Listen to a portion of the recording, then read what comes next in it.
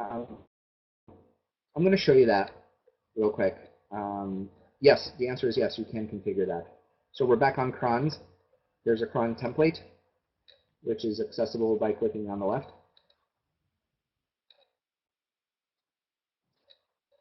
And the cron template is here, as you can see. So you can edit this and save it. You're limited to the variables on the left. But yes, you can put in your custom notes. You can say, you know, renew quickly. You can put in the link. You can put in your own website, whatever you'd like to do.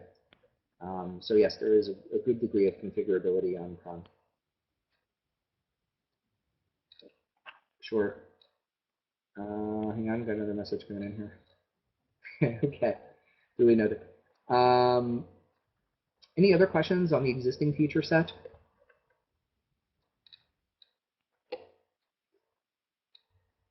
Okay, let me try to switch this over here to Amy.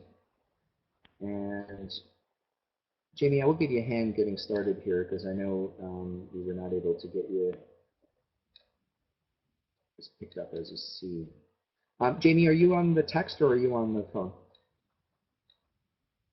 I'm on both. Thank you. Okay, fantastic.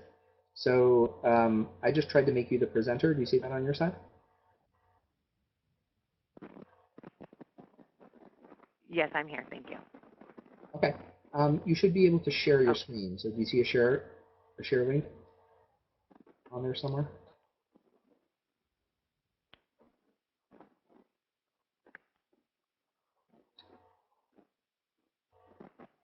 Jamie? Yes, I'm here. It says sharing. Okay. I'm not seeing your desktop, so let me just see if we can.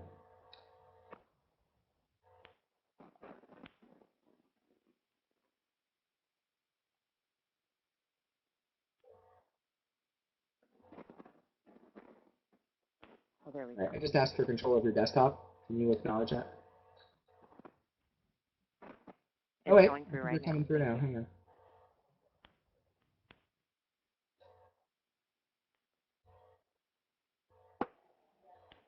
Jesse, hang in there. I got a bit on that.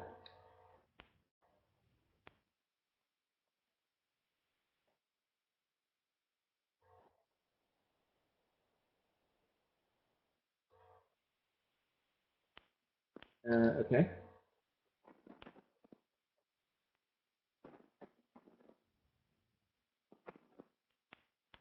You know what? I think what I'm going to do, Jamie, is I'm going to make you the participant, and I'm just going to run the presentation. I think that might be just a little bit easier. Sure. That way you can just click on it on my computer rather than us have to do it backwards.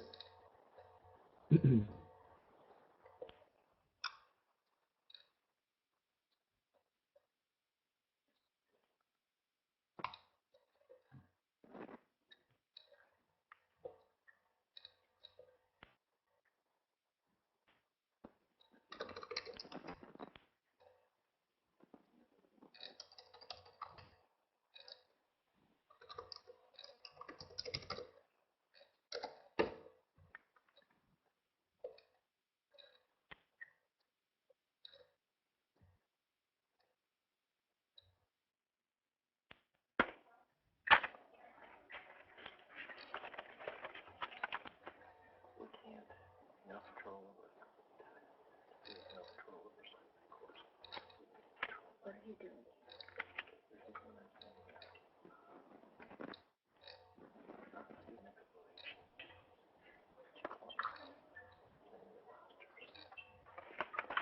Okay, so for number 2. Do you want me to end the sharing? Yeah, you can just disregard the sharing. I'm going to put you through right now, and in fact, I'm going to give you control of my screen. And then yeah. Okay. So if there's anything to acknowledge on your side, just say yes. And you should actually be able to click through this. Okay, sounds good. Thank you. So feel free.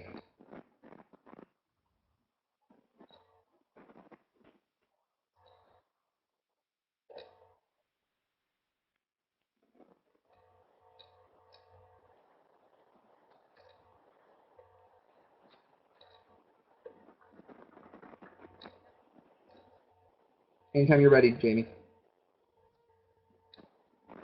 Okay. Good morning, everyone. My name is Jamie Donald, and I am a current TCM user and have been actually since like 99 version 2.0. And the new innovated 7 is absolutely amazing. And I have to start out by saying that I am not computer savvy, nor am I computer literate in the cloud and the entire experience with TCM, but it has been relatively easy for us to be able to use.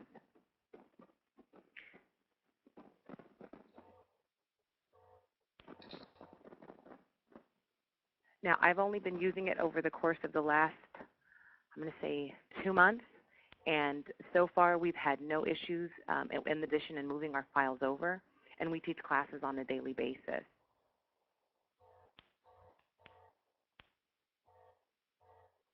I counted your time with continuing education of Chino in this tally. Yes. Oh, okay. Yes. Yeah, that's when it goes back pretty far. It's been a while. You want me to click your next one? Yeah, can we go to the next screen? Here, I'll get the next slide.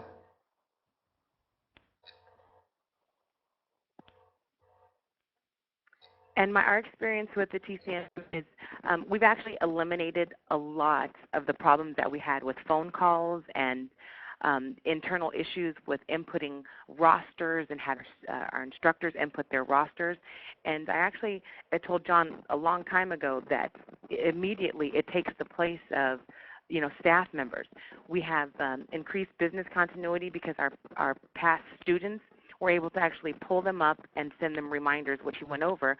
But we have QuickBooks as well. So we used to have to manually either go in from a plain roster or QuickBooks and copy and paste the information onto mailers or emails and send it out. Now you're able to do it with just the click of one button, which makes it so much easier. And the internal process for processing our cards when we go out on site is so much easier. There's a lot more flexibility, and it brings down the cost. You go out to teach a class, and let's say you got a list of names and the names are spelled wrong, or you have add-ons. With this new program, you're actually able to prevent the cost to you or to the client because you can print cards on site. You don't really have to worry about having to replace those cards or make duplicates because the name was spelled wrong. And for the students, a lot of times they'll call in, when's my card going to expire? And with the new system, when they log in, they're actually able to see the classes that they've taken. So it leaves a lot of the calls to be dialed down with this new system. Go to the next slide. Okay.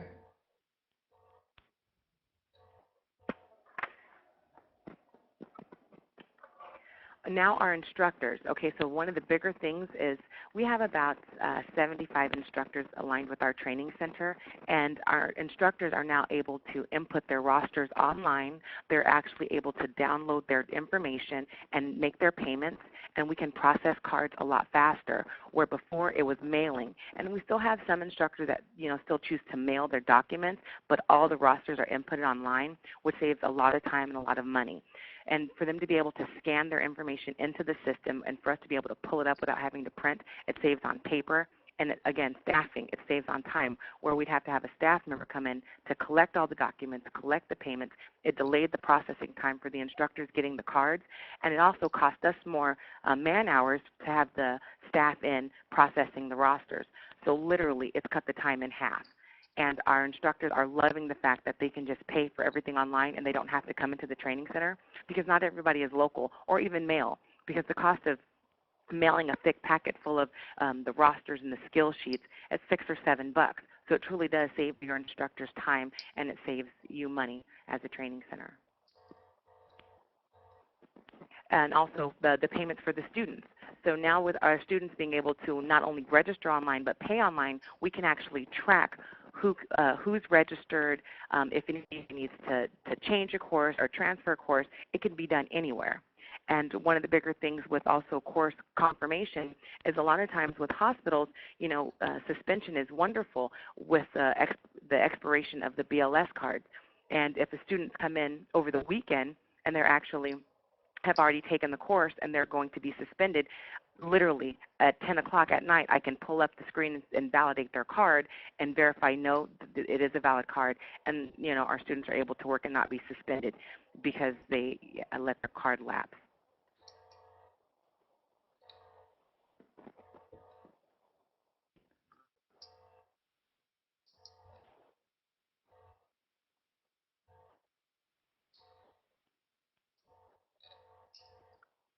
Here you go. So we really, truly have been able to grow. Yes? No, go ahead. Oh, that's when I said something. We really, truly have been able to grow our business with the continuity of, not having to increase our office, more volumes of class, and being able to get the cards out a lot quicker. It actually, again, truly does save us time and money. And the phone calls, it truly has decreased the amount of calls that are coming in. So when somebody calls to register for a class, we send them to the TCM website. And if somebody is calling to ask regarding pricing, we have it, but it's available. And the new TCM has notes and descriptions, and where you can actually add various things such as shipping or the price of the book. It just has so many features that when you send your students to the site, it's pretty self-explanatory. So when people are trying to call in and ask questions about the cost and about classes, everything really is on TCM in addition to our regular website. So all the questions that they may have had, once they're going to register, they're answered. So not only do you have your course description, but there's also a space underneath that has notes, and you can put any notes pertaining to your class, whether it's initial or renewal, and the pricing. So it just makes it a lot more versatile. So we really, truly have decreased the amount of calls coming in, which helps. Again, going back to staffing and overall cost.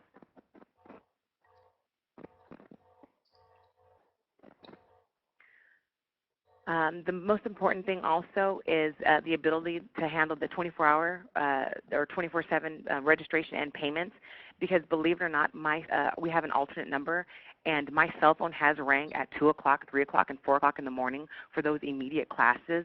And on my cell phone, in addition to our telephone, it actually directs them straight to the site. And people are actually registering at 2, 3 o'clock in the morning, getting in for classes at 8 or 9 a.m.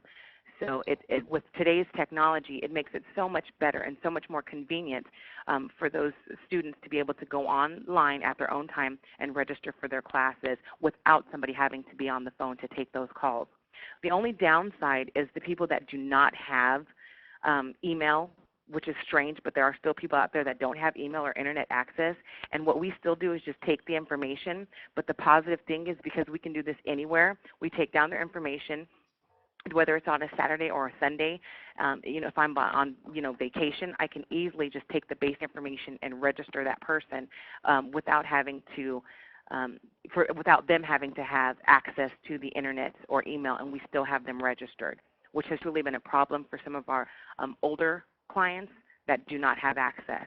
It still just makes it so much more convenient, and we're still able to get the business, because a lot of companies actually only offer online registration and there's nobody answering the phone, which tends to be a little bit of a problem, where we can actually just take the basic information no matter where we are and still get that student registered.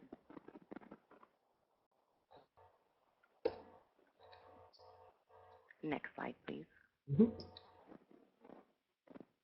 Okay, so the increase in the online flexibility, like I said earlier, is to be able to print the cards. We do a lot of on-site training, and I'm not talking about 5 or 10 cards. I'm talking about 80, 100. And so the ability to be able to print these cards no matter where we are, and what we do is we just take a laptop and a very small printer, and now we're able to print the cards. And generally, we bring the cards on site, but there's always maybe 1 or 2 names spelled wrong or an addition. And now, again, cost effective. We're not wasting any cards. We're able to give money. We're able to save the client's money by not charging them for the cards that could possibly be ruined. So now we don't print any. As soon as we get on site, we get the rosters, we match the names, and we print them. And you can actually change it on site, so it makes it just a lot easier. And you're also able to check the registration your students are able to check their registration, and you're able to check the registration to make sure that you validate who's signed in and who's not for all of your classes. And it's just so inexpensive to run this program in addition to having a staff member. This system is a little bit more consistent, because you're not worried about who's been registered, who's not registered, and you're able to find them and look them up. We actually had a situation where we were trying to find the students, and it turned out that we didn't have them at all, but John was able to go through the back of the system and locate the course that I was referring to, the student's information and the names, and determine that yes or no, this student had not ever attended any of our courses. And it's so amazing. I can't even express how much this new TCM has helped our business grow. And also for the accuracy in the training equipment and the cost and how much you're spending per class. You're actually able with this new TCM to kind of keep a tally of everything with the new billing system that they have in place. Because earlier I did say that we do use QuickBooks as well. So now we're able to kind of keep everything under the CPR umbrella under TCM, which again makes it much more cost effective.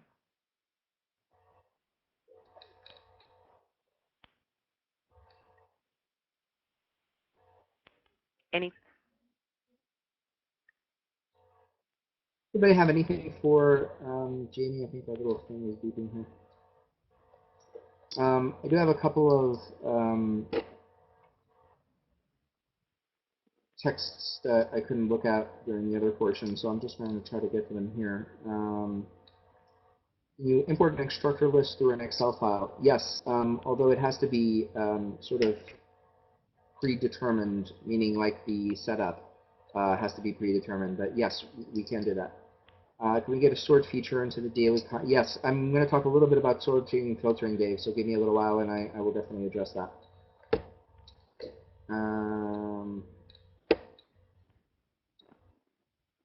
The field that shows an instructor name for the course. That one's a little more challenging because we don't have a lot of real estate left on that screen. And the problem is, like, courses with multiple names becomes problematic. I suspect you're talking about, like, courses submitted by instructors or at least leads. But that's kind of tricky. So, we can definitely talk about it when we look at the screen. Will version 7 recognize apostrophes? Interesting. We're experiencing issues with site location information not showing on the calendar. I don't know anything about that, so that's something I'm going to need a ticket on to kind of have a look and to track down your problem specifically. I'm not 100% sure what you mean there, Jesse, but I'm certainly willing to have a look at it. So Jamie, hey, thank you so much for your user experience and for just giving everybody a sense of how you've been working with TCM. I have another piece I'd like to turn over to Tony Huey here. Tony is probably a power user. He betas everything for us, no matter how ridiculous I ask him to. So thank you both, but thank you, Tony, for the work that all of you guys did. In fact, I have a bit to do about early adopters, but for those of you guys who jumped on board fairly early in the game and found most of my bugs, thank you for that. Sometimes it's exciting to be the first one on board, and sometimes it's infuriating, and I totally get it. But your efforts there were not without recognition, so I appreciate that. I'm going to turn it over to Tony here and let him work his magic on the presentation, and then we'll go ahead and go from there. Tony, can you hear me?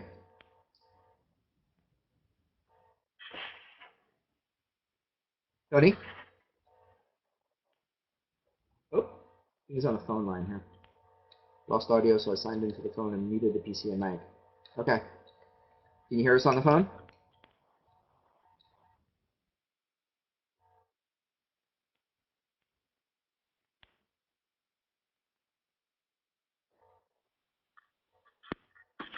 Is that you?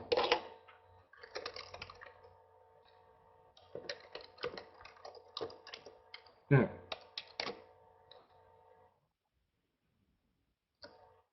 Tony, I can bump you if you'd like. You're not quite ready. Tony has a great bit on monetizing your TCM. As an entrepreneurial training center, he has had a chance to use a lot of the pieces that relate to optional items, and he's probably one of the more creative optional items user. So I kind of would like him to do his bit for you guys, because for those of you who are underutilizing the optional items piece, he is probably the guy to tell you, because he has made more creative off-label use of that feature than anyone I know. So I may skip his piece until his audio is up. Okay, I'm in. Okay, fantastic. Can you hear me? We can definitely hear you, yep. Okay, and then I'm trying to pull up the screen share itself now, though. Okay. I'm going to make you a participant and then make you a presenter again, okay? Okay. Let me know if that pops anything up on your side. Are you able to see my screen? I don't think quite yet. Okay. Let me go back to the share here. Hang on.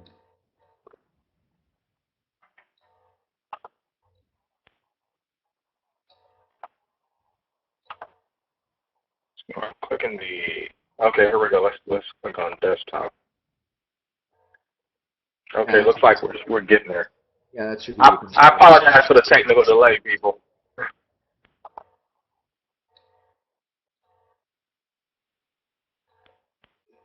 Those of you who run entrepreneurial training centers where increasing the bottom line is important, or really any organization where increasing the bottom line is important, Tony's piece is both interesting and will demonstrate some creative use of some of the features. One of the small joys of developing software is seeing people make off-label use of your product. And you'll see what I mean when I talk about that. Tony is probably the best at making off-label use of this. You can see your screen now if you want to. Yeah, there you go. Okay, you can see it. Okay, all right. Let me jump in here in the PowerPoint. I just have a couple of just a couple of little tips to work for you. John talked about the appointment course earlier, and we've actually utilized the appointment course with respect to it to capture those last-minute skills check individuals. And I'm sure everybody understands that if you're AHA training, they're doing a big push for online. If you're doing ASHI, all the other places are doing big pushes for online training now. And we're getting a lot of those. I need to get my certification tomorrow, and I need to get in there and try to get it done. So in order to capture that last-minute individual, what we do is we have somebody in the office who is actually able to perform the skills check. Now, that's for our basic skills check. More for the advanced skills checks, they will just have to schedule those. But we know when we're going to have an individual in that office. At this point, you pretty much know what your lag time or your slower times of the day are. You can list those appointment classes on that calendar, and that individual's in there doing whatever paperwork or whatever administrative work they need to do. These individuals are able to come in, get those skills checks done, and then go ahead and go on and meet their certification goal. Also, we do a weekly schedule, and when we first started it out, we were just booking that whole day of skills check. And what we found out is, yeah, we had individuals who were sitting around. I mean, they were doing other work, but it was more of that you've got to make work. You know, you've got to find something else to be done. After we looked at the new online system, it allowed us to go back and analyze where our heaviest points were when we were able to put the points up. And then we could see how many staff members we really needed in the office. So, for example, if I know that I'm doing it on Wednesday and I've only got a few people scheduled in and slated in for appointments, I may not have to have my advanced individuals there if I'm only having BLS people coming in. In which case, as a business owner, as an individual who's running your center, you know, you're able to save on your bottom line depending on, you know, what your makeup is for your instructors and what you're paying them. When you go to that actual section, and this is like John showed it a little bit earlier, you're able to put your course length in there as well as your selected as an appointment course. Depending on how many rooms you have, you can fluctuate this, where you can set, you know, one skills check starts at 9, the other type starts at 9:15, depending on how many people you have. So you may have one instructor who's doing the checks in the first room, another instructor who's doing the checks in the second room. If you have a staff member in your office, that's always something extra that you can actually have them in there doing, so then you're still going to be able to generate more revenue with respect to that. When they go to the site, they'll see it like this. and then they'll end up clicking where it says these are the remaining available appointment sessions,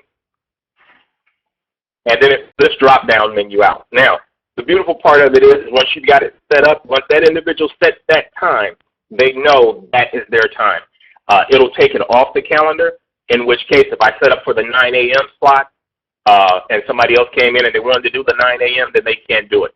We found that the actual individuals coming in for the skills checks like this as opposed to what we had before, which was this is the whole day, you just come in, but it's a first come, first served basis. In which case, some people would just come over on their lunch, and then they don't have time to wait for 3 or 4 other people who are in front of them. They find out that they have a specific dedicated time, and then they go to that. Because a lot of places, they'll call, they'll try to give them a time, and they'll try to guesstimate different things. And if you've got your facility set up to do their actual practice and things when they come in, then they can actually meet their time frame. With respect to it, we run 2 rooms, so we're able to book our times just like you see them, where they're booked in 30-minute increments. So we've got 1 room, and then we've got another room we're able to run individuals through. Another thing I want to talk about is the optional. Now, this helps stick in your revenue stream, as they say. It is an area of no work. Quite simply, the client is already coming to you. They're already a client of yours. They already have a trusted relationship with you. Current uses that we're utilizing this for, we're looking at, most people utilize it. They'll put up books there. They'll put keychains there, maybe the ACLS reference cards, maybe your PALS reference cards, all tangible items that, they have to have in the industry, which works out great. But the problem with the using it that way is while we're using these things, these small items, there's a small markup with respect to it. And then there's what we call no perpetual add-on. This is the add-on that does not really exist. It's the perceived perception by that individual. And when we talk about that, I'm going to flip to this next slide, and we're going to show you some of these items. We've actually been utilizing and getting add-ons, and we've been purchasing add-ons every time we go out and we buy electronics.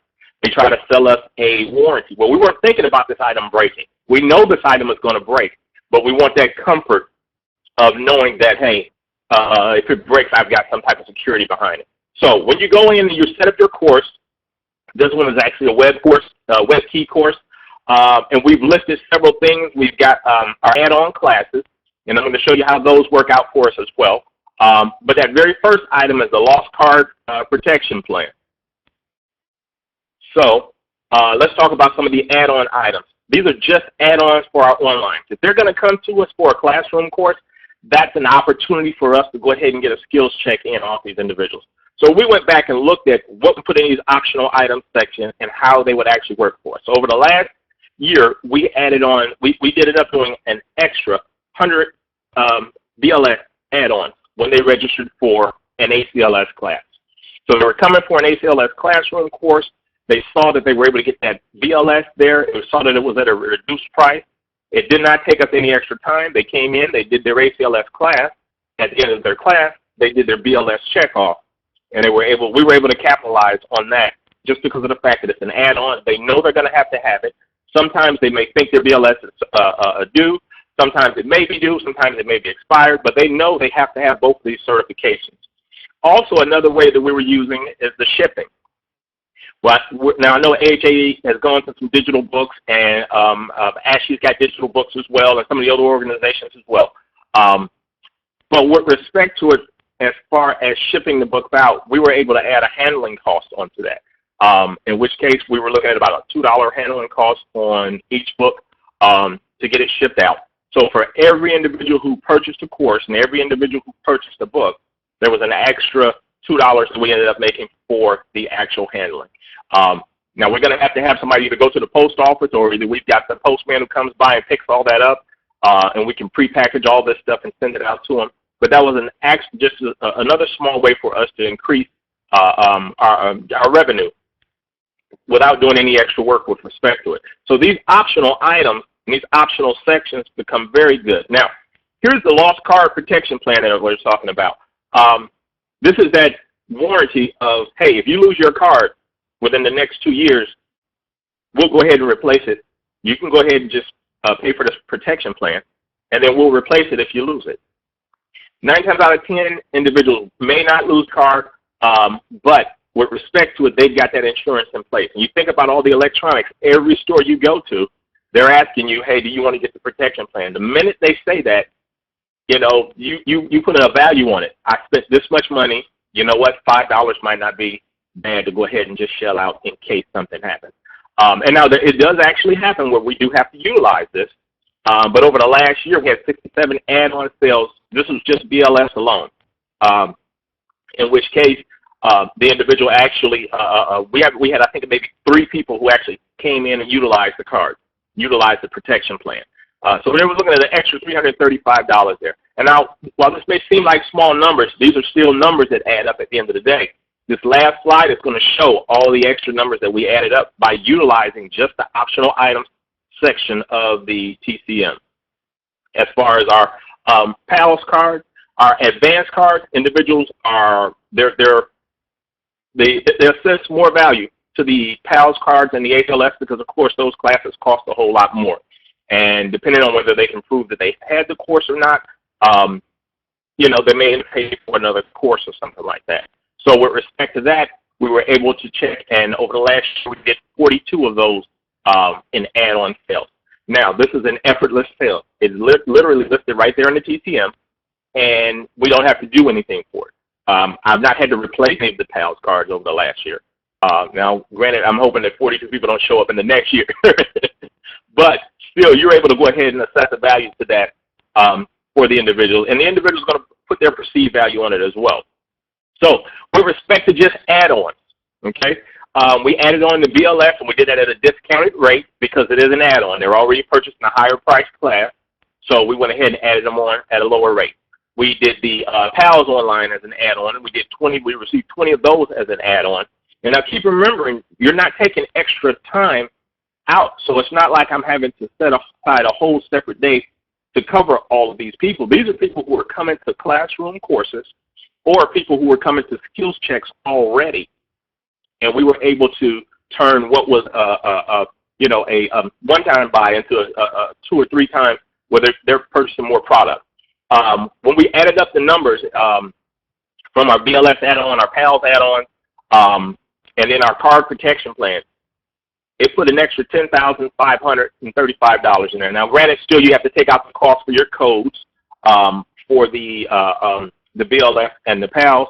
So you were looking at about $3,000 or $4,000 with respect to that. So you're still looking at clearing about $6,000, and you've really done nothing except for list an item in your optional section. So my big thing that I try to push for people with that optional section, don't just list tangible items, list service items. Because if you're listing a service item, then that's something that you don't really have a huge overhead on, or you don't have an overhead on at all. In which case, the lost card protection plan, there's no overhead on selling insurance unless, of course, you have to cash it in. And let's see, I hope you guys are still with me. Let's see where we're at. Okay, do we have any questions? Any questions? Oh.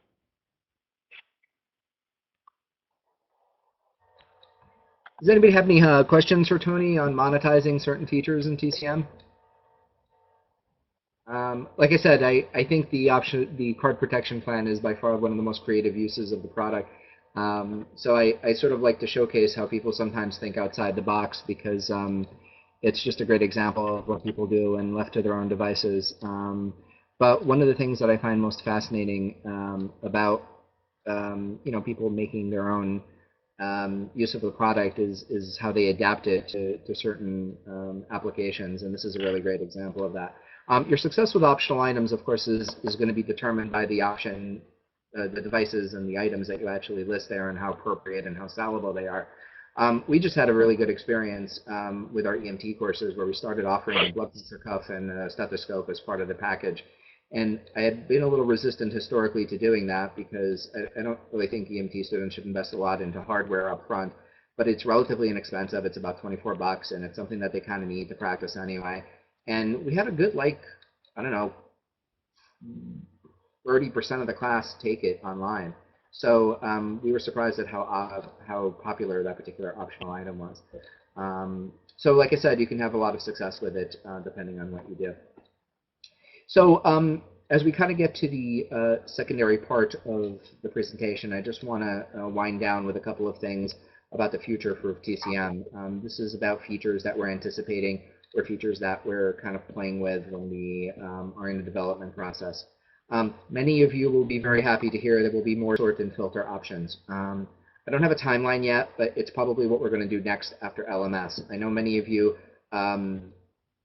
like to be able to sort and filter more aggressively, and it's a little more complicated to do that online than it is to do that in Microsoft Access. So the version 7 release didn't have as much creative freedom when it comes to sorting and filtering, but that's on our agenda to do next.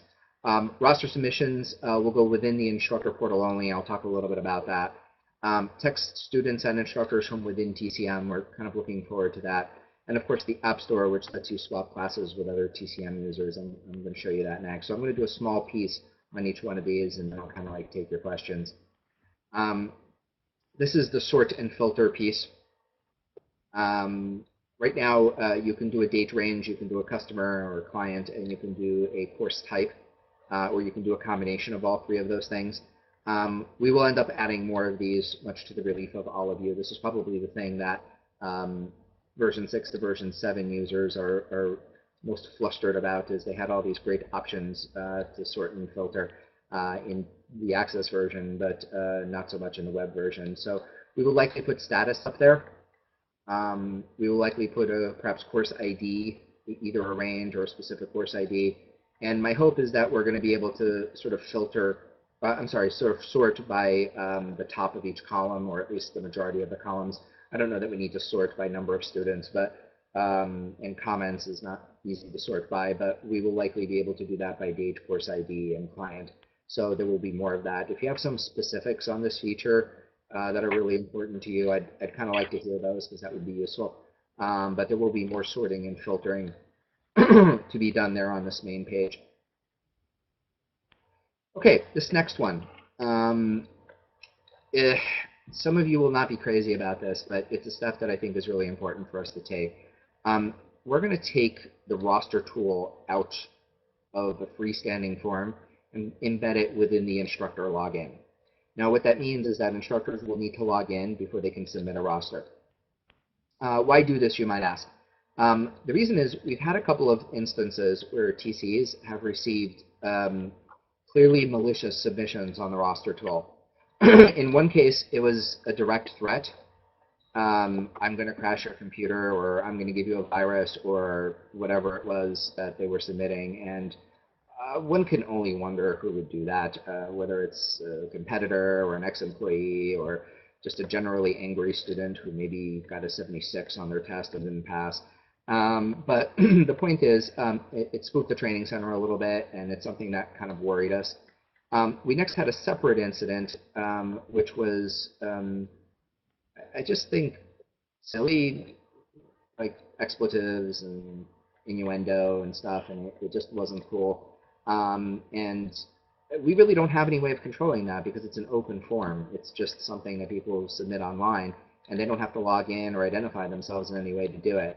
And the reason we put it out there was because we wanted it to be practical. We wanted people to not have to deal with a login to submit a roster. But you know, in approximately 4 years of the product, we've had 2 instances, which is pretty good, out of thousands and thousands of rosters submitted. But the concern here, everybody, is that TCM v7 now has this upload documents feature. And when you upload a file to a server, if it's dirty, if it has some kind of virus or Trojan, now you're just asking for some problems. So if it was just about, you know, people who are being malicious but harmless, it would be one thing. But I think now they have some real ability to do some damage. So our goal here is to go ahead and put that form behind the instructor area. It already is there. So all we need to do is basically get rid of the secondary one.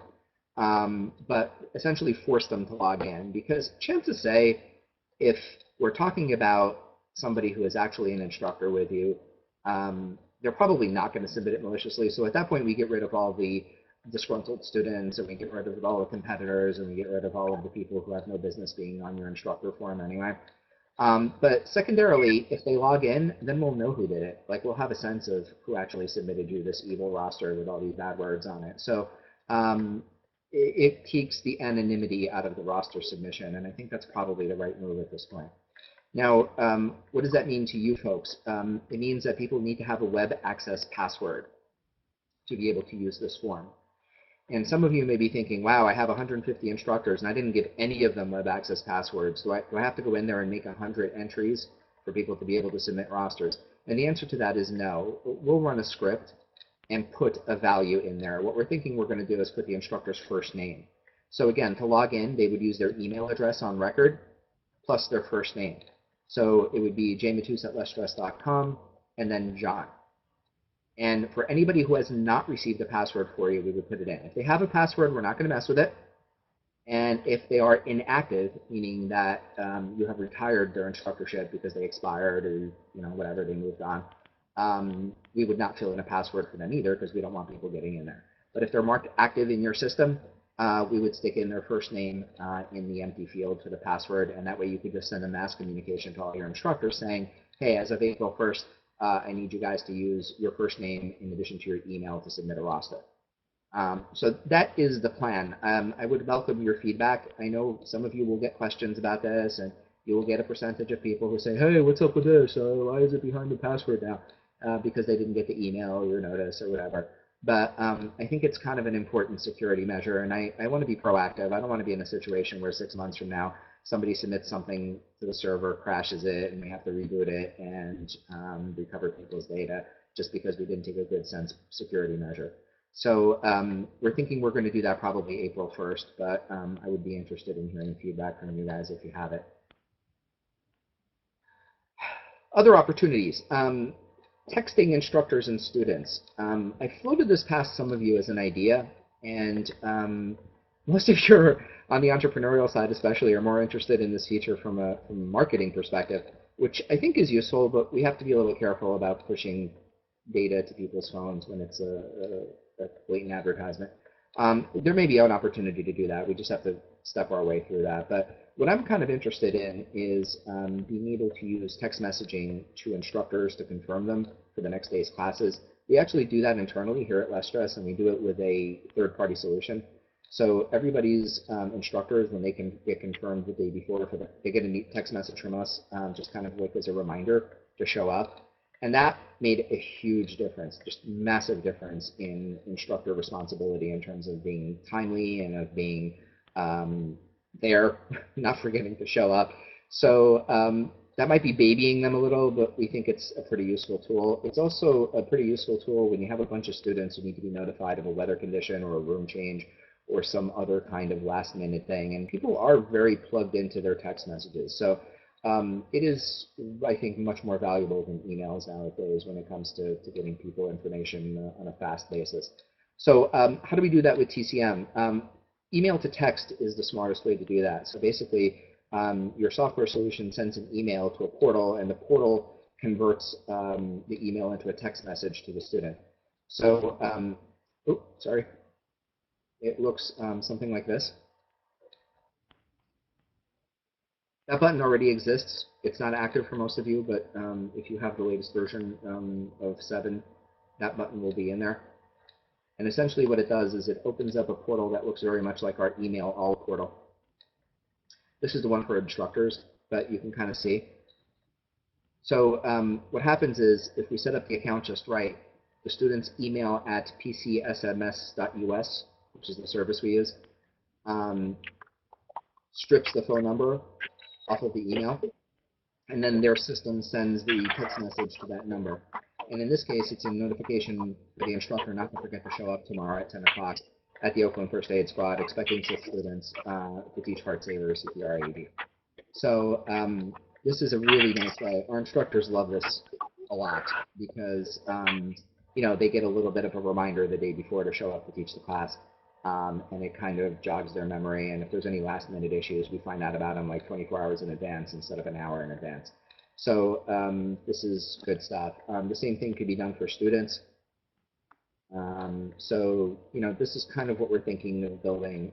It doesn't seem terribly complex the way we have it spec'd out, and our hope is that it works out in beta pretty well. So we're not quite ready to roll this out, but we do have it pretty close to beta testing. And we think that beta testing won't take more than 2 or 3 weeks for this feature. Okay, we talked about LMS courses earlier. One of the things that we really wanted to do was to involve and enable content sharing with other users. So just to give you an example, if you make the best infection control in-service in the world, you might be able to use it in your service area pretty effectively within the scope of your, general domain, meaning, if you service an area that's, I don't know, 25 square miles around your hospital, you may be able to do very well with that program. But if you've invested, 100 hours into developing it, you may want to put it into other venues. And being able to exchange courses between TCM users is something that we're really interested in. And this is the idea of, for lack of a better term, an app store. So when you make an LMS course, our hope is that when we're done with the product, you're going to be able to mark it as private or available to other TCs. And what it would do is it would put the product into circulation with other TCM users for licensing. So to give you an example, if you make, again, this fantastic infection control in service, and you want to make it available to everybody else, you put it into the store, and people can license it. And the model for licensing that we have is basically going to be flat fee monthly. So if you want to offer this, you may say, okay, this course is going to cost you $200 a month, unlimited students, and you can use it at your hospital or at your entrepreneurial training center or at your, EMS agency. Enjoy. But this whole business of keys and per user fees, frankly, it's logistically more complicated to do, and frankly, you don't really need our stuff to do that. If you want to do it, you can just list it as a course on your own TCM and tell other users that they're welcome to send you students or to have you referred students. But at the end of the day, I think the better way to go about doing this is to use flat fee monthly licensing. Like the course you were seeing before was an adult CPR didactic. And I think if you were paying, I don't know, again, a couple $100 a month for it, and you could put every single one of your customers through it that bought an AED for you, for example, or is a community member, you would be much more likely to use it than if you had to pay a monthly license for it or a per user fee for it. So the model that we have for this, I think, is exciting and will allow you to really capitalize on your work. So this is sort of conceptual drawing of what the App Store will look like. It'll have some search boxes so you can look for topics. You can look by publisher. So if you really like One Training Center stuff, because they do a great job on, I don't know, CNA in services, you can just filter by them and see what they're offering. You can also have a look at specific recommended course titles that might be, popular or downloaded frequently or whatever. So basically, you can shop for content for your online TCM. And there'll be some kind of split, 70-30 split. So the publisher would get 30 and we would get, the publisher would get 70 and we would get 30 for the broadcast. So it's cost effective for everyone. It gives you the ability to shop through everybody else's stuff. And at the same time, it lets you really make a lot of use for something that you spent, 20, 30, 40 hours developing. So we're kind of excited about that.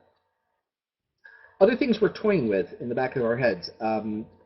Instructor schedule integration into Google Calendar, and I kind of would like to hear from you guys on this on the chat line or on the voice line if you're on it.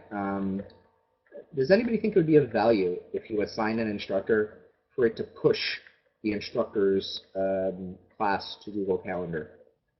I know this would be great for me because I have enough trouble keeping track of my own stuff, but does anybody see any actual value for that particular portion? Oh, it looks like I missed a bunch of these. I'm sorry. I was stuck.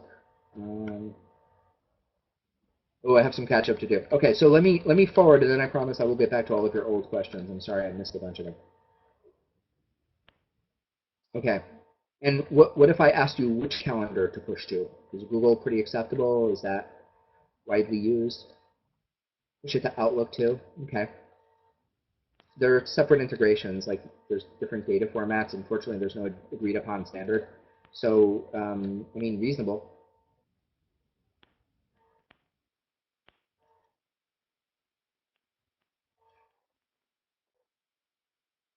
Okay. So the second item there, most instructors use Yahoo. Yeah. I got to see what the differences are. Those are probably the big threes. And I know there's some parity between one and another, but it stinks to have to make everybody who uses Yahoo have to make a Google account just to get the Yahoo in there. Equipment module for tracking training equipment. This is a selfish need on our part here at Less Stress, but I told myself, and I've told many of you, that when we add something to TCM, it's only done based on the needs of all of the users. So even though I could really use this, I'd like to hear some feedback from you guys. The mission to this one is knowing where all of your stuff is. Many of you may not have this problem, but we assign instructors equipment a lot, and we have trouble figuring out who's got what. So the trouble is this: when somebody needs, for example, a birthing mannequin or something obscure that they use once and then don't need for like another 6 months, we often don't think to collect that back, and the instructor kind of throws it in the garage, and we find out 6 months later that there's a birthing mannequin missing, and we have to send out a nasty gram to all the instructors looking for it. So the vision for this is it's another tab on TCM called Equipment or something, and it basically allows you to assign equipment to people and to physical locations. It also has some kind of unique identifier. And you could like barcode stuff and scan it on the way out the door. And if you have ID badges, you could scan. Yeah, rentals are another issue. That's a good point. I should have mentioned that. But we see a lot of use for it, and I'm kind of tempted to jump into it, but I don't want to prioritize it if the bulk of the users aren't going to use it.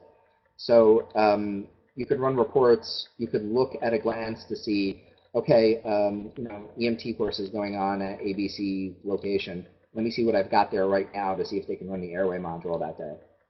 That's kind of what we have in mind. Link equipment ID to a course and instructor. Yeah. Let me ask you this: course or location? Is it useful to know that there's equipment assigned to a course or just at a physical site?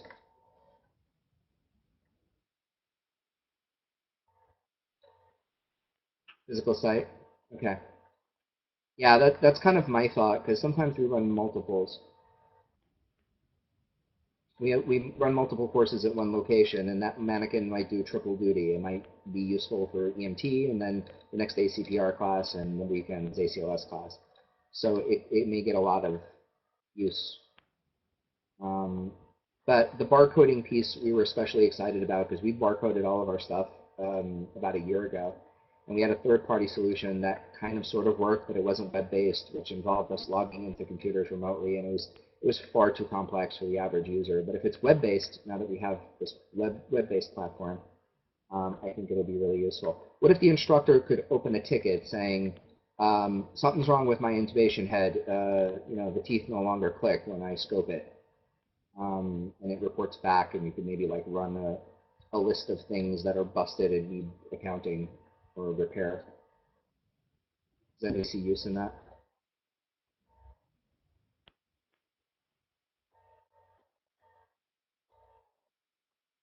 Yeah, exactly. They could probably see, and it would be easy to add a tab with their stuff. We just need to link it to their instructor record. But yeah, they could click on a tab saying equipment, and they could basically see all of the things that are outstanding. Good. Okay. There seems to be a fair amount of agreement on this. So I need to scope it, and I need to figure out like how useful in the long term. How about this long course management? We had something like this called Gradebook in version 6, and it was chronically underutilized. Jesse, I would be curious to see your paper report if you wouldn't mind emailing that to me, because I'd like to see what you use as a template now. This is where our previous process is useful, by the way, so if you don't mind sending that to me, that would be awesome. Long course management. Can I get just a quick yes from anybody who runs a course that is long? And what I mean by long is you have to track people's attendance and grade point averages and just stuff. like clinical milestones, like I intubated 5 people, I started 10 IVs, I passed skills check number 12, that kind of thing.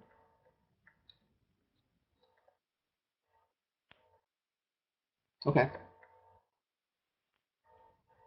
Generally speaking, I'm talking about something that runs more than like a week, where it's too hard to track in your head people's attendance. Good.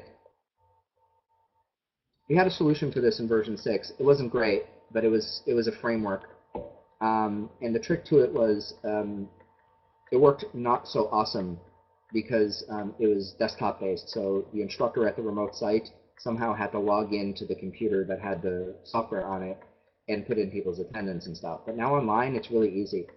You know, we can just pop open a form. Okay, that's interesting. So let me ask you this. If I have to choose between equipment and non-course management, which one do you need first? I could use both, but equipment. Equipment. Oh, equipment. Okay, wow. Equipment. With exclamation marks. Wow, I guess I'm pretty committed here.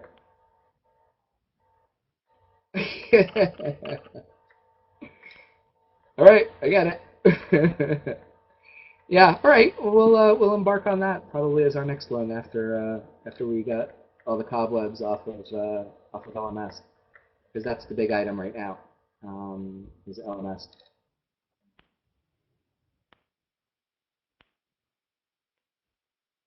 Yeah, it's like equipment's the big one, but keep sending them in. That's fine. Okay, so I just want to like give you guys a sense of what we're doing in terms of as a company. Losing DVDs frequently. That's funny. Yep, sorting's on the list. I promise. Okay. I just wanted to give you guys a quick sense of our identity as a company going forward. We're quickly like getting involved in some projects that are not only kind of exciting but just really neat from our perspective. So we're moving into like this identity of providing cost-effective solutions for training centers of various types. And in the process of doing that, we're starting to transact under a training center technologies more. And the idea here is that we start providing things that are a little bit different than what other providers are doing. You know, you can probably get a mannequin from anywhere, and you can probably get a piece of software from anywhere. But what we're hoping to do is come up with creative little solutions for things that sort of fall within the gaps. For example, this idea of just enough fidelity. I like this term. Actually, an ASHI guy said this about one of our products, and I was incredibly flattered because you know, you can get somebody who will come down and sell you a $50,000 or $100,000 mannequin. There's no shortage of those guys out there. There's probably 5 brands now that you can buy a really, really high fidelity mannequin that will take your people 9 months to learn, and you can only afford one of them, or you can only be granted one of them. But what we like about this idea is that we can't make it do breath sounds and talk, but we can probably give you ECG, 12 leads, CO2 detection, pulse oximetry, blood pressures, and heart rates on a monitor on a tablet and make it cheap so you can buy 6 of them and field every single one of your ACLS or PAL stations with it.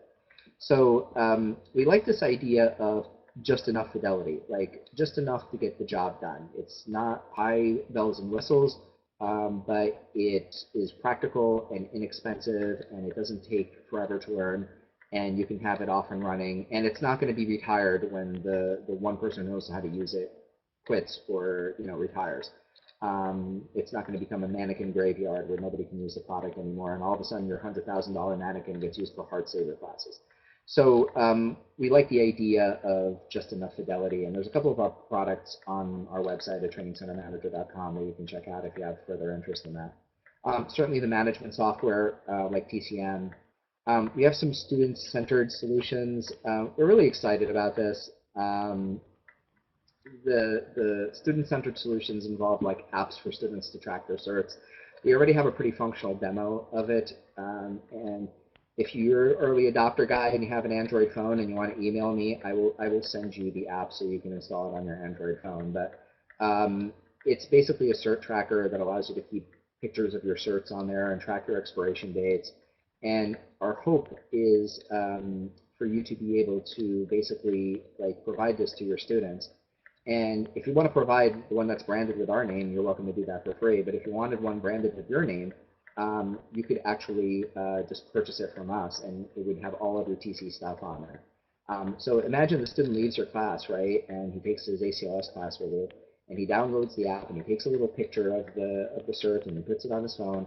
And when his boss says, "Hey, you got your new ACLS card," they can pretty much just send it off of their phone by email or by text to their employer, and that gets databased for you so that you can send them a reminder or push the expiration notice to his phone. So we're really like excited about the idea of a student centered solution. So this is a freebie you provide to your student, but that links you back with an umbilical cord back to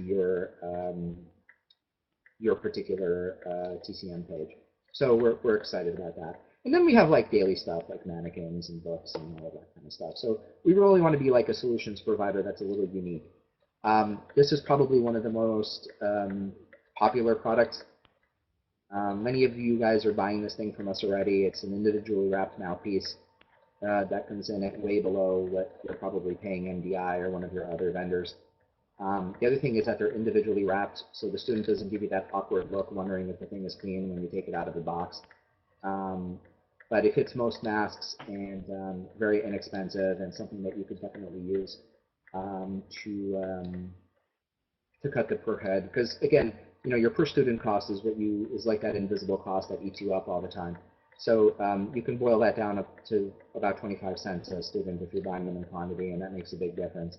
If you have an interest in this, Amy Eisenhower, and I think alphabetically she's the first participant. So just send her a text.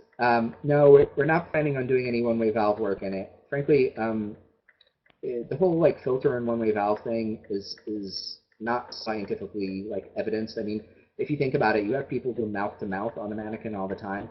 So to think that when they do mouth-to-mask, they need a filter or a one-way valve is not really grounded in real science. And I know like the other vendors have them, but we always saw that as like an excuse to up the price on the product. Like there is no like real scientific grounding for that. But Amy's stuff is coming up here, and you can see it, and she's happy to send you a couple of samples of that. Okay, so about these little things, we hope to do these quarterly.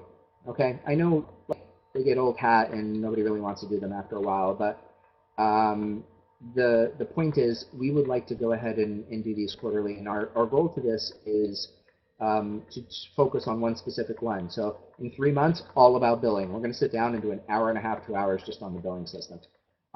2 months or 3 months after that, we're going to do a couple of hours just on the hardware system. So for those of you who sell AEDs, you can just sit there and just AED to your heart's content. And if it doesn't apply to you, it doesn't apply to you. You can skip it. Or if you want to come back later, you can check it out on demand.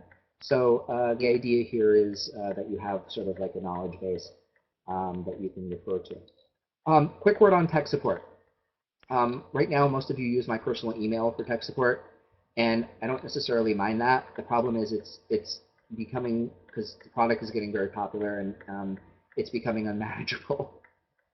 So, you know, in the nicest way that I can possibly can, I need to encourage you to use the ticket system for a couple of reasons. There will be a time where it's not just me doing this. Right now, I'm pretty much the brains of the operation when it comes to the product, because I'm the only one who knows it intimately. But as version 7 becomes, is the volume out?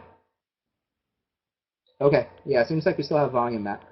But as version 7 becomes more commonplace and everybody has like a sufficient familiarity with it, 3 or 4 people might be checking that ticket system, but not checking my personal email. The other thing too is I can close the tickets and organize them a lot better. So I really need you guys to open up tickets when you have a problem. There'll come a time where if you email me, I'm just going to reply back, say, listen, I need you to open the ticket, I'm sorry. Because it's just, when you hit X number of users, it just goes beyond like an individual's ability. Like I got to split it up a little bit. So please do that. Also, it's a new version, and I get it. Like we're trying to be good about answering simple questions that are in the knowledge base. But I really need to ask you guys to check the knowledge base on simple stuff, because that would help. Yes, Jesse, you can automatically sync your daylight savings stuff. Feel free to check that box. Absolutely.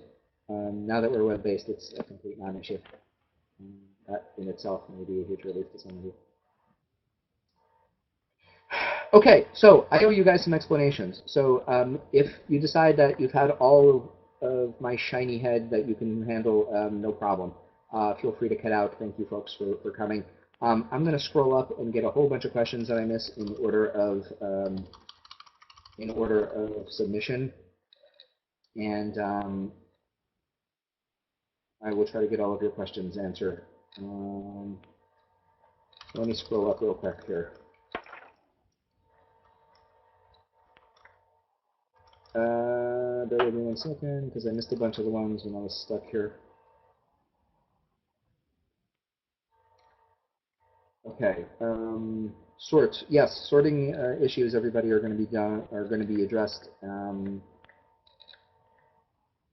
we're going to build some additional features. If you have some really specific needs other than the ones that I identified, which is course number and status, let me know, and I'll figure out if it's feasible or not. But I think that's probably the bulk of the ones that people are going to want. The filters for those. That's more sorting stuff.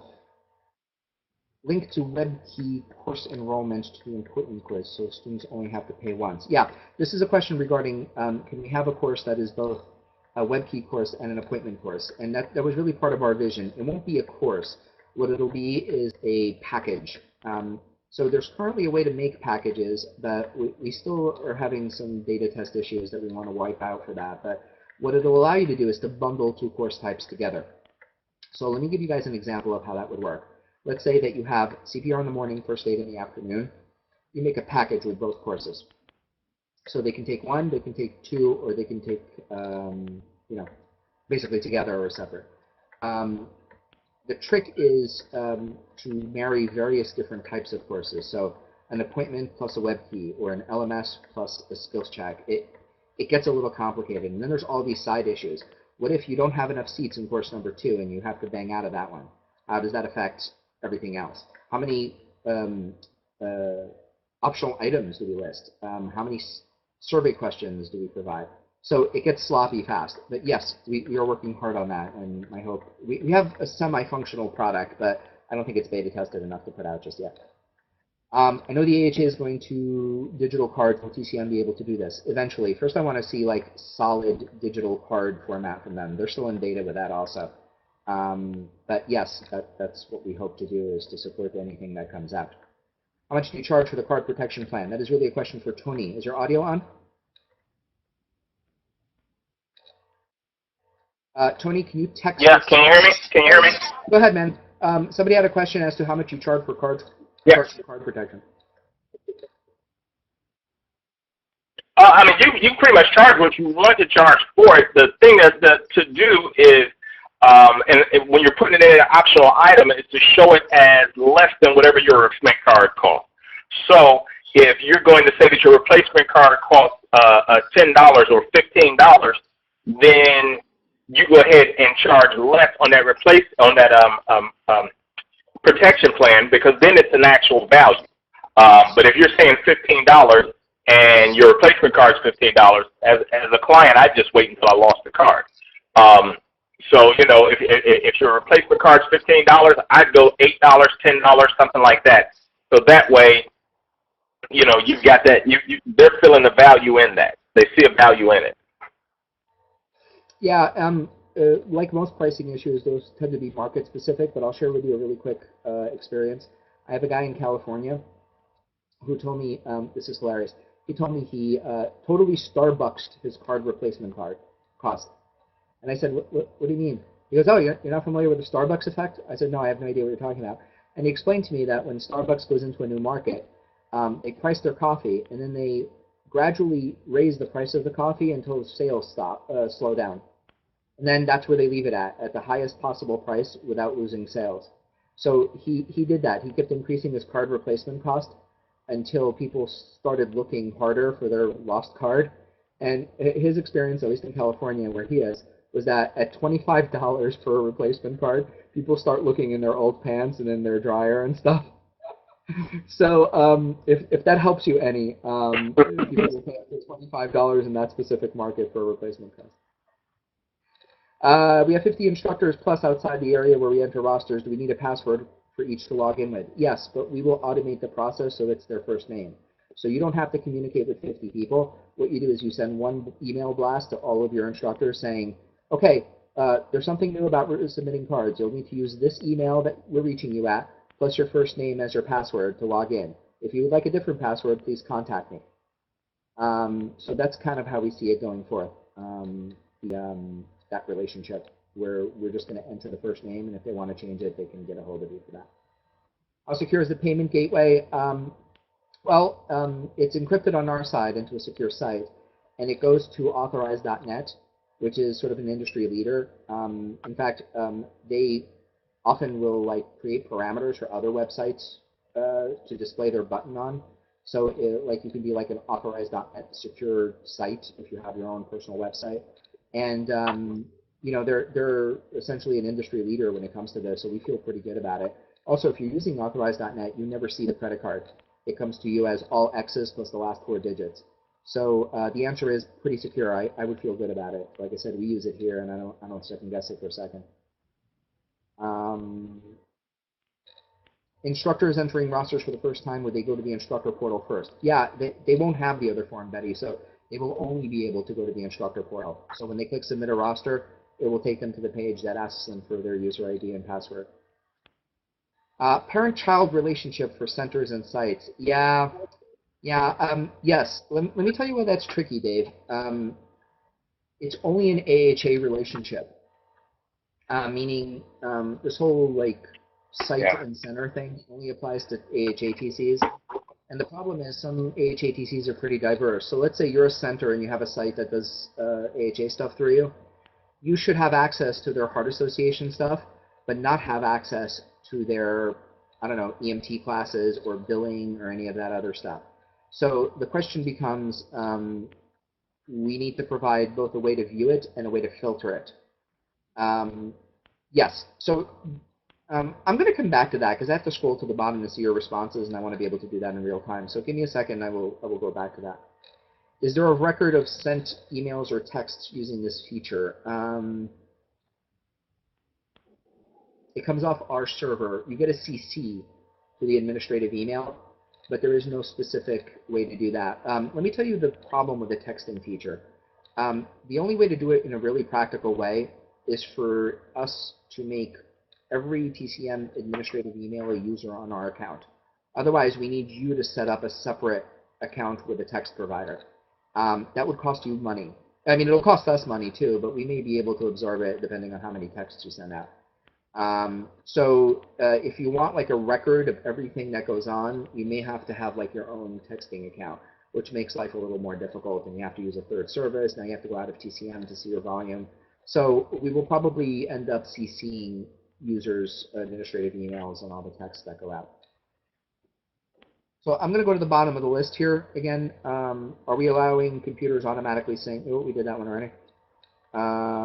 Concerned about out-of-network instructors having username and password. Okay, so here's the thing, Teresa. If you make them inactive, we are not going to give them a password.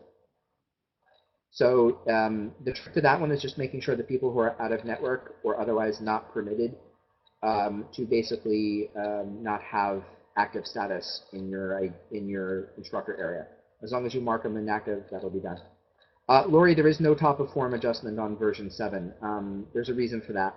PDFs are pretty static. The only thing that affects them is the printer settings on your actual printer. So we get pretty good results on 90% of printers just by creating a PDF. The only thing you have to do is wipe the margins on the printer piece. You get a top-of-form setting. Maybe. I don't exactly know what's entailed there because it's a bit of a complication to set up. Part of the problem that we're having with PDFs, and it's only in 5% of users, most people just pick up the PDF printing and print cards with absolutely no hassles whatsoever. But part of the problem we're having with PDF printing right now is that the screen size gets shrunk by the printer driver. So it's not so much like a top of form adjustment will help you, because the top of form adjustment only pushes it down. It doesn't expand the whole size of the page. And the problem we're having is with the page getting shrunk by the printer driver. But again, if you follow the instructions and click the fit to actual size or actual size on the printer driver, that usually eliminates it. The other thing too is if you want a $50 solution, we can recommend you a printer that generally speaking prints with no trouble whatsoever. So if you just want to rule out all sorts of stuff, we've had a lot of luck with one particular printer that's very inexpensive. The instructor ID be printed on the roster. Maybe next to their name. The problem is, again, we're multi-platform guys. Like, I get that the bulk of you are AHA centers, and I want to accommodate that, but I don't want to be locked into it. So building AHA-specific features is kind of a problem. What we might do is perhaps ratio or cross-reference the accrediting body, the NAO, National Accrediting Organization, on the bottom of the form, and we print that. Is that important to many of you? I mean, the instructor ID on the roster?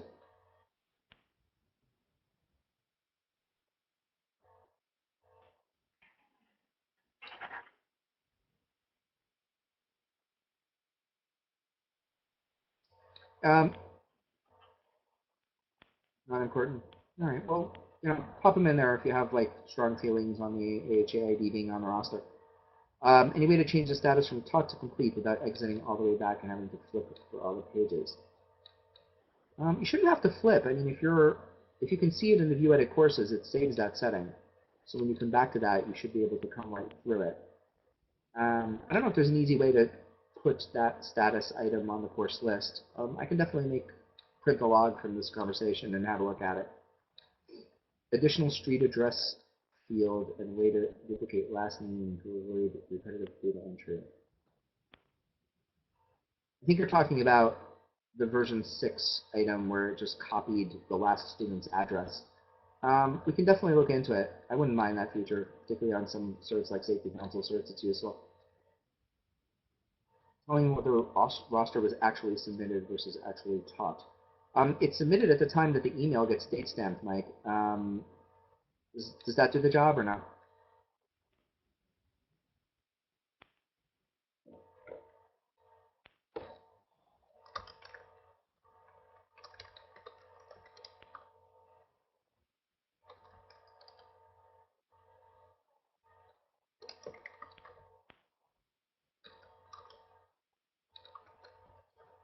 Michael Miner, can you just let me know if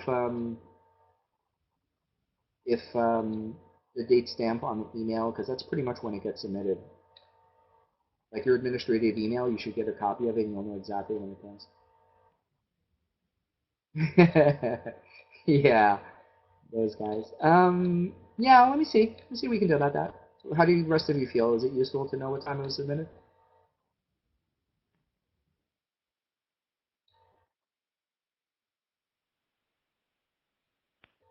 On the technical side, there is what we call a born-on date for the record, meaning we get a date, and I want to say a time for when the record was created, when it gets submitted. So really, it's just a matter of displaying it.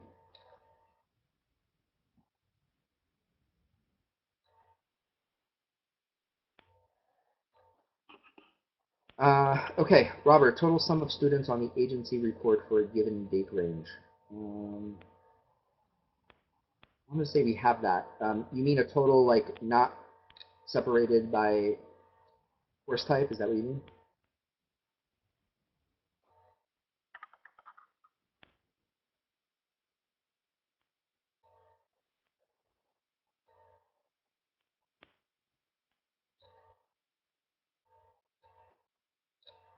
Yeah, I think that exists. Is it that it's separated by course type? Is that the problem? Like, you'd like to just see a total at the bottom? Okay. Yeah, I'm sure it's not difficult.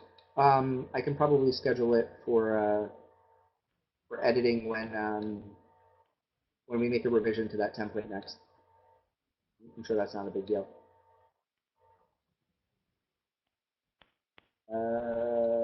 So just a printer. I think I'm caught up. You've had issues with instructors submitting. Okay, I did that one. Yep, yep. Okay, so I had some curiosity here about your opinions on something. Let me back up just a hair.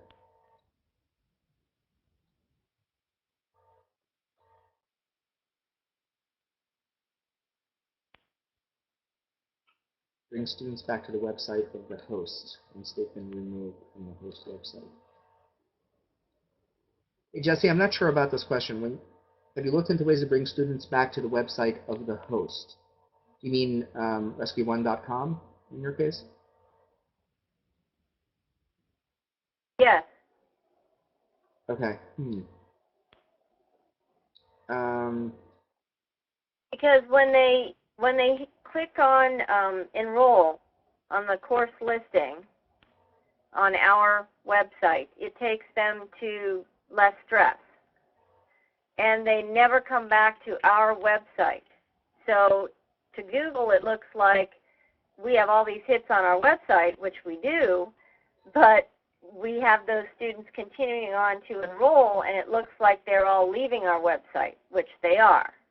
So is there some way to direct them from Less Stress Training Center Technologies back to rescue1.com? Interesting. Because if they click on the home page on TCM, then it just takes them to the, sign up for a class, enroll. It takes them to your home page. Well, yeah, it's supposed to be your portal. I'll tell you how we address this. When students register, they don't go to the technologies portal for Less Stress. It opens up a new window, and it's like a pop-up sort of. So it opens up a new tab with the technologies window. That's how we address that. And that's generally useful because then lessstress.com is running in the background. And if they decide they want to look at another course description or whatever, they can do that. I have to figure out exactly, if that doesn't solve your problem, I have to figure out exactly how to do that. Because I'm not 100% sure. Probably the easiest way Well, that to do would this. work for us. I mean, if to keep them on, if it could just pop up another tab or portal with Yep. Less Stress running in the background, that would be fine. Well, that's on your end. However you construct that link on rescue1.com, that's what controls that. So that's something you'd have to take up with your web guy. And all you do is you ask him to say, open this up in a new tab, as opposed to just open this up. And what it'll do is it'll open a new tab. It's just a little snippet of code that he puts into the link. It's really easy. So that would definitely solve if that solves your problem, it's easy enough. What eventually we may do is create an API, which is an interface that allows you to run our stuff embedded in your stuff. So, for example, abchospital.com/education. When you click on a button, it would open up a page on ABC Hospital's website, but with our stuff running within it. I have to explore that. It's kind of like down the line a little bit, but that would probably allow you to have students never ever leave your server, but still be able to basically navigate within TCM within it. So it's on the agenda. Okay. Other specific questions? Clone a whole class, Robert? You should be able to do that. Where do you find that the cloning is not doing the job?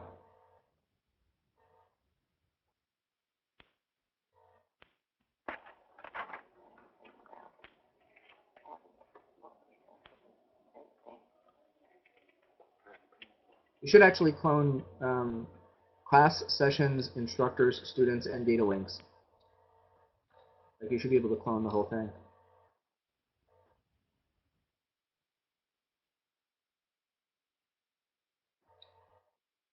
Tanya, hang in there. I don't have an exact date for you, but it's on the short list rather than the long list. There's a clone button. In fact, hang on.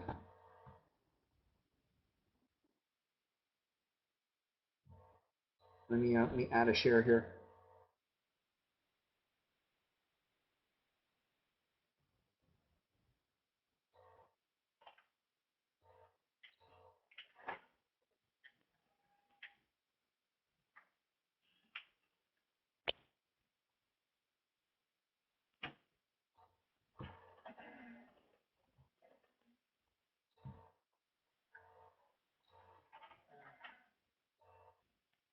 I'm just going to clone something random for you here, Robert.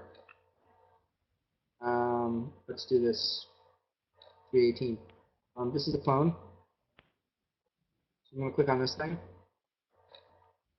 It's going to ask me how many clones I want to make. I'm going to make 2.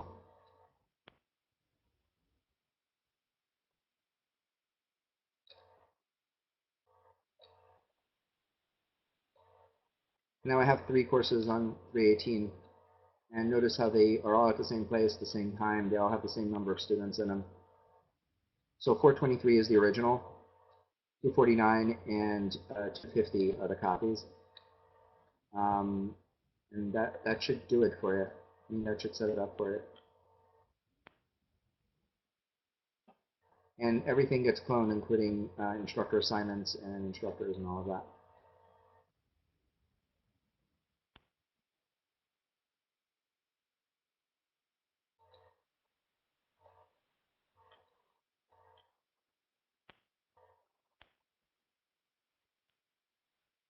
Other questions?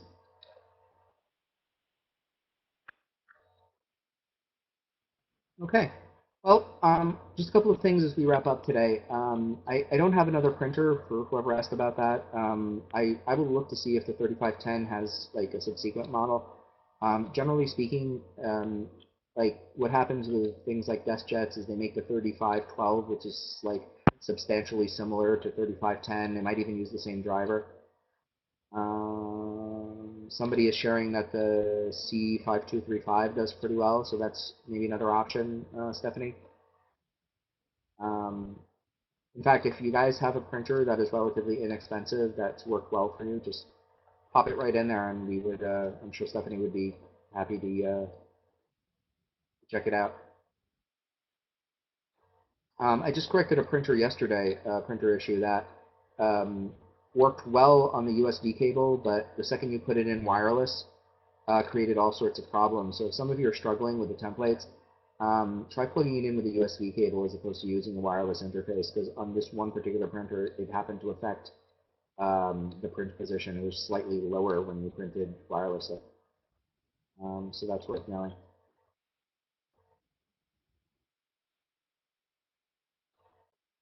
Okay, so here's a couple of wrap-up items here. For those of you who have not moved from version 6, I need to do that. Like, we are going to discontinue support for it eventually. And if you're a web services user, I need to step you up because there's a server I would like to retire because it's older and just not as modern. And sadly, it's the one that hosts all of the manager sites, like all of the old version 6 web services sites. And we're better than 50% complete, but I would like to discontinue that thing altogether and just go forth with a cleaner, leaner TCM. The new one that we have is completely scalable. We can add stuff. Yeah, please do that. But basically, it'll allow us to go forth a lot leaner and meaner. I'm pretty excited about some of the changes, particularly some of the features that we're adding. We're going to be working on, again, sorting as a short list item and equipment as a long list item. I suspect that the whole LMS thing will end up creating a lot of like buzz and a lot of support needs. How many of you think you might use the CPR didactic portions? I know some of you might be locked into a specific brand of CPR that might not be cool with it, but how many of you think your operation is versatile enough where you might be able to use a CPR didactic and then just do a skills check? We see a lot of potential in it, particularly for corporate users. I don't know about healthcare users, because they tend to be more specific, but I think for a lot of community and corporate and AED programs, we see some real value to it. We're talking about coming up with an oxygen in service. We're talking about creating, a first aid course and maybe some infection control stuff. So we see some real value in the possibility of having a flat fee monthly didactic for CPR, AED, first aid.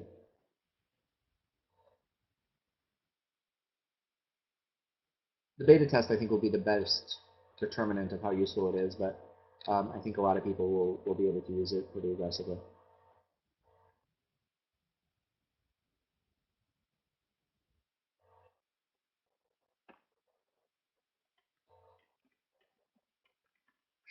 Okay, I'll tell you what then.